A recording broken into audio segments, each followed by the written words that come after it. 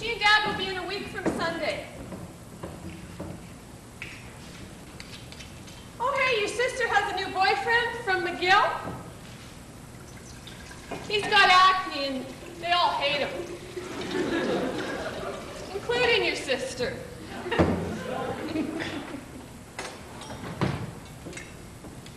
Hey, lovers, start puckering your lips, because you're going to get kissed for 5 solid minutes, and then... Oh, hi, Mr. Munchin. I thought it was my husband. Sorry.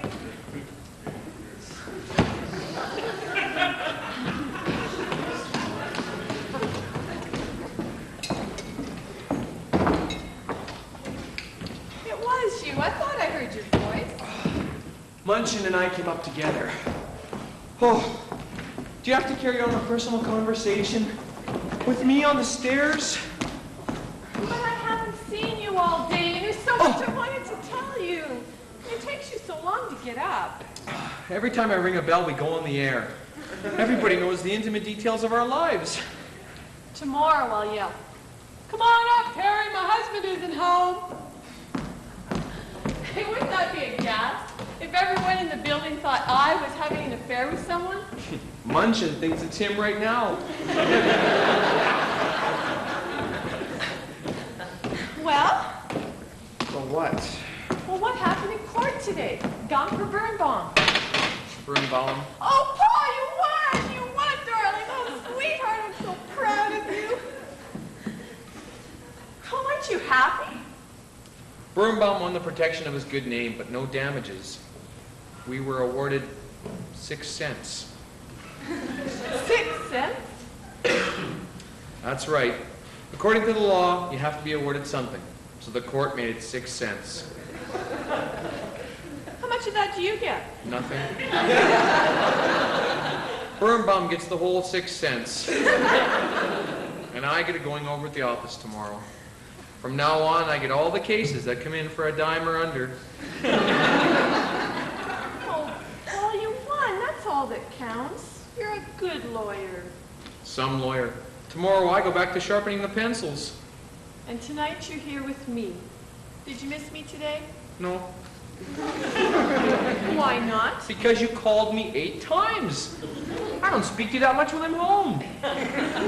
Oh, you're grouchy. I want a divorce. I am not grouchy. I'm tired. I had a rotten day. I'm a little irritable and cold and grouchy. Okay, Grouch, I'll fix you a drink. Just couldn't think today. I could not think today. Moving furniture till 3 o'clock in the morning. Mr. Velasco moved. You complained. Velasco pointed. I moved. That guy came in here, drank my liquor, made 3 telephone calls, and ordered me around like I was one of the Santini brothers. Oh, God! Temper, temper. We're supposed to be charming tonight. Yeah, well, I've got news for you. This thing tonight has fiasco written all over it. Why should it be a fiasco? You know, it's just conceivable they may have something in common. Your mother, that quiet, dainty woman, and the Count of Monte Cristo. You must be kidding. Why? You've seen his apartment. He wears Japanese kimonos and sleeps on rugs. Your mother wears a hairnet and sleeps on a board. What's that got to do with it? Everything. He skis, he climbs mountains. The only way into his apartment is up a ladder or across a ledge. I really don't think he's looking for a good cook with a bad back. Well, the possibility of anything permanent never even occurred to me. Permanent? We're lucky if we get past 7 o'clock. That's her. Now you got me worried. Oh, Paul, did I do something horrible? Probably. Well, do something. Go let her in. Maybe she'll go home. It's too late. I already buzzed. You know, I could put a few Nembutols in his drink. It won't stop him, but it'll slow him down a little. Mom? Take your time. She's at Camp 3. She'll make the final assault in a few minutes.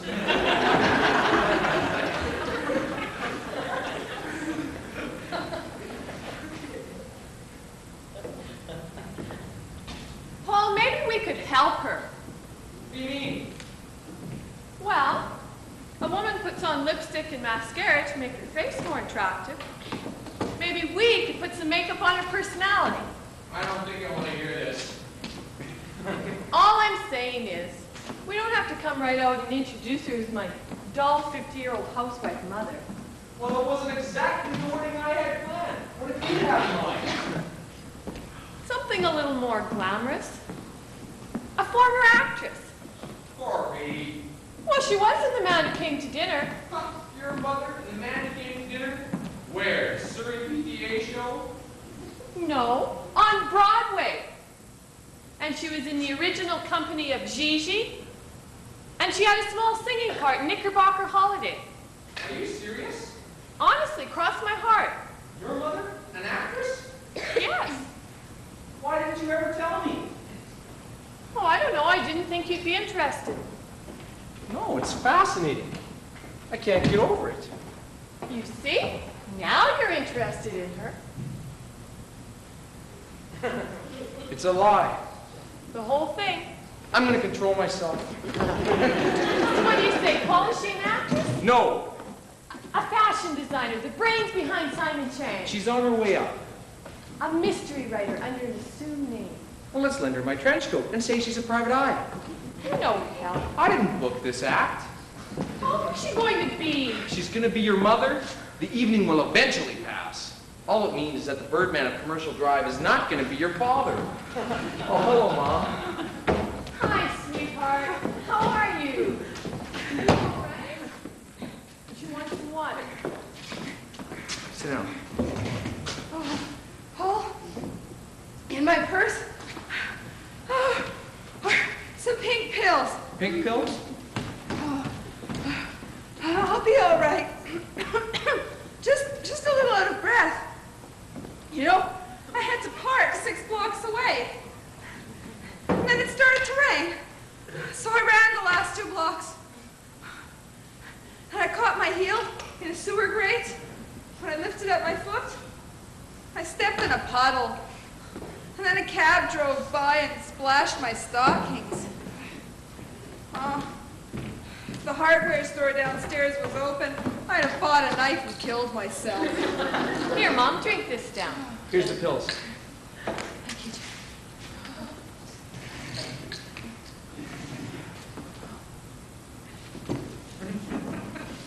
A martini? To wash down a pill? It'll make you feel better. I had a martini at home. It made me feel sick. That's why I'm taking the pill.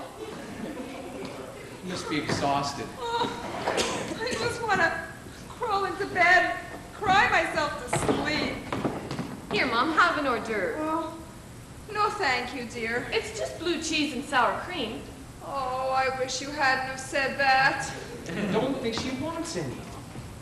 Come on, Mom. Maybe you'd like to lie down. No! You can't lie down now. Oh, Corey's right. I can't lie down without my board. Anyway, what I really want to do now is see the apartment. That's right. You haven't seen it with its clothes on yet, have you? Corey! She doesn't like it. Like it? It's magnificent. And in only a week. However did you manage? Where do you get your ideas from? Well, we have a decorator. Comes through the window once a week. Come and take a look at the bedroom. Oh, that's what I want to do. I want to see the bedroom. Were you able to get the bed in? Oh, it just fits. Just. We have to turn in unison. Well, it looks a little snug. Did you find a way to get to the closet? Oh, we decided not to use the closet for a while. Don't you need the space? Not as much as we need the clothes. It flooded. The closet flooded. It was an accident. Mr. Velasco left his bathtub running. Mr. Velasco. Oh, you mean the man who lives upstairs. Then you know about Velasco? Oh, Corey had me on the phone last night for 2 hours. You know he's been married 3 times? Yes. Corey, dear, if I were you, I'd sleep with a gun. Well, there's just one thing that I want to say about the scene. Not before you have a drink. Come on, Mother, to toast our new home. Well, I can't refuse that, can I?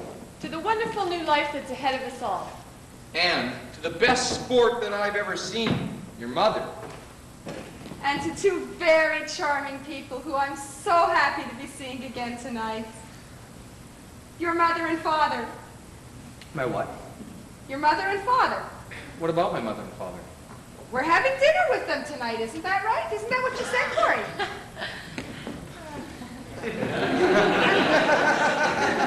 Is that right, Corey? Is that what you said?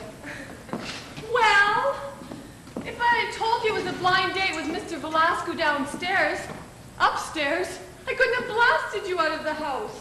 A blind date? With Mr. You mean? Good God! You didn't even tell your own mother. I was going to tell her the truth. It's 1 minute to 7. That's cutting it just a little thin. Corey, how could you do this to me, of all the people? I don't see what you're making such a fuss about, Mother. He's just a man. My accountant's just a man. You make him sound like Douglas Fairbanks Jr. He looks nothing like Douglas Fairbanks Jr. Does he, Paul? No. Just jumps like him. I'm not even dressed. You look fine, Mother. For Paul's parents, I wanted to look clean. He'll think I'm a nurse. Look, Mother, I promise you you'll have a good time tonight. He's a sweet, charming, and intelligent man. If you'll just relax, I know you'll have a perfectly nice evening. Besides, it's too late. He's here. Oh, no. Take it easy, Mom. No. You can tell him I'm the cleaning lady. I'll dust the table. You give me $5 and I'll leave. You just stay right here. It's gonna be fine, Mom. And smile. You're irresistible when you do. And finish your martini. Do you have a lot of these? As many as you I'm need. gonna need a lot of these. Can I open the door now? Paul, wait a minute. Mother, your hair in the back. What? What's the matter with my hair? It's all right. I fixed it. Paul, is there something wrong with my hair? There is a man standing out here. Wait a minute, Paul. Mother, the only thing I'd like to suggest is, well, just try and go along with everything tonight. What do you mean? Where are we going? Well, I don't know, but wherever it is, just relax and be one of the fellows. What fellows? I mean, don't worry about your stomach. Oh, my stomach. Can I open the door now? Okay, open the door. Oh, sorry to keep you waiting, Mr. Velasco. Come on in. Ah, Hosi Maling. Oh, it's Paul. I know, I was just saying hello in Chinese. Hello. Ah, Cory, Ramashing. Oh, what does that mean? Ravishing, that's English. Paul, would you do the honors? Yes, of course. Mr. Velasco, I'd like you to meet Mrs. Banks, Corey's mother. Mrs. Banks? This is Mr. Velasco, our upstairs neighbor. How do you do? Ah, Ah! Mrs. Banks, I have been looking forward so to meeting you. I invite your daughter to my cocktail party, and she talks of nothing but you the entire evening. Oh, well, that must have been a very dull party. Not in the least. Oh, no, I mean, if she talked about nothing but me, that must have been dull. Not the party. Oh, I understand. Thank you. Are these for us? Yes, I couldn't get the wine. My credit has stopped. So instead, Nietzsche. Nietzsche? It's an hors d'oeuvre, Mother. Mr. Velasco makes them himself. He's a famous gourmet. Oh, gourmet! Imagine. This won second prize at the food festival in Venice last year. Second prize. Mr. Velasco once cooked for the King of Sweden, Mother. Oh, did you work for him? No, we belong to the same club. Same club, of course. It's a gourmet society. There are 150 of us, All gourmets. including the King, Prince Philip, and George Lucas. George Lucas, too. We meet once every 5 years to eat a meal we prepare ourselves. This year, or 1997, it will be my turn to have them at my house. We have 30 seconds. So what? until they are edible. Now, excuse me. Now for the last 15 seconds, we will just let them sit there and breathe. Gee, they look marvelous. When you eat this, you're taking a bite into history. Nietzsche is over 2,000 years old. Not this particular batch, of course. Wow, what a great smell. Mr. Velasco, would you be a traitor to the society if you told us what's in it? If caught, it is punishable by a cold salad at the dinner. But since I am among friends, it is bits of salted fish, grated olives, spices, and onion biscuits. Ready. 5, 4, 3, 2, 1. Mrs. Banks? Oh, thank you. What kind of fish? Eel. Eel? Eel? That is why the timing is so important. The eel spoils quickly. Mrs. Banks, you're not eating. Oh, my throat's a little dry. Perhaps if I finish my martini first. No, that will never do. The temperature of the Nietzsche is very important. It must be now. In 5 minutes, we throw it away. Oh, well, I wouldn't want you to do that. Pop it. I beg your pardon? If you nibble the Nietzsche, it will taste bitter. You must pop it.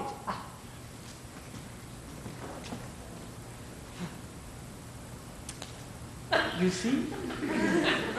I see.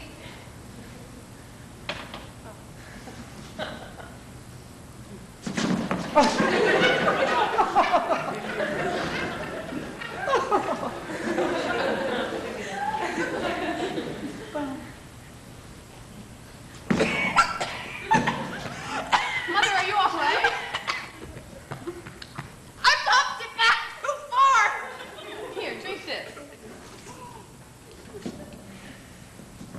Was that my martini? No, my scotch. Oh, my stomach! The trick is to pop it right into the center of the tongue. That way it has the benefit of the entire palate. Corey. Well, here goes. How about that? You are the prettiest Epicurean I have ever seen. Paul. Oh, no thanks. I've got a bad arm. You can try it. You should always try everything, right, Mr. Velasco? As the French say, at least once.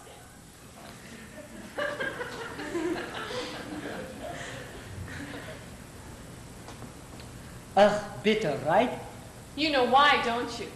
I didn't pop it. I nibbled. Try another one. Pop it. I don't want to try another one. Besides, I think we're with a 5-minute limit now anyway. Taste is something that must be cultivated. Don't you agree? I've often said that. Well, are we ready to go for dinner? You mean we're going out? We had a fire in our stove. What happened? Nothing. We just turned it on. Mother, are you hungry? Not terribly, no. Paul, you're the host. Suggest someplace. Well, how about the cake? The cake? That barn? You get a cow and a baked potato. What kind of suggestion was that? Sorry, I didn't know it was a trick question. Tonight has to be something special. Mr. Velasco, you must know someplace different and unusual. Unusual? I know someplace very unusual. It has the best food in all of Vancouver, but I hesitate to suggest. Oh, please. What do you say, Mother? Do you feel adventurous? Oh, you know me, one of the fellows. You see, we place the evening in your hands.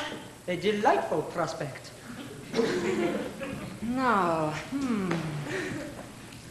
Tonight, we shall dine at the Four Winds. A Chinese restaurant on Powell. No, the Albanian restaurant in North Van. North Van? Doesn't it sound wild, Mother? Yes, wild. I love it already. Now, you mustn't expect too much from the decor, but the ouzo will make up for the atmosphere. Who's ouzo? It's a Greek liqueur. It's deceptively powerful. I will allow you only one. Thank you. Perfect. Let's go. It'll be murder getting a cab now. I will handle the transportation. All you have to do is pick up the check. Oh, Mother has her car. There you go, you see? My job is done. Mrs. Banks. Here's your coat, Mom. Thank you, dear. Mr. Velasco, don't you wear a coat? Only in the winter time. It's 35 degrees out there. At 25, I wear a coat. At 35,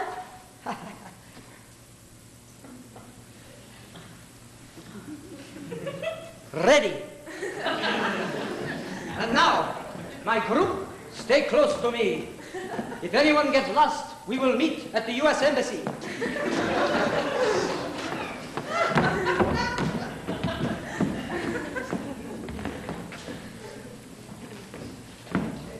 What are you looking for? My gloves. You don't need gloves. It's only 35. That's right, I forgot. We're having a heat wave.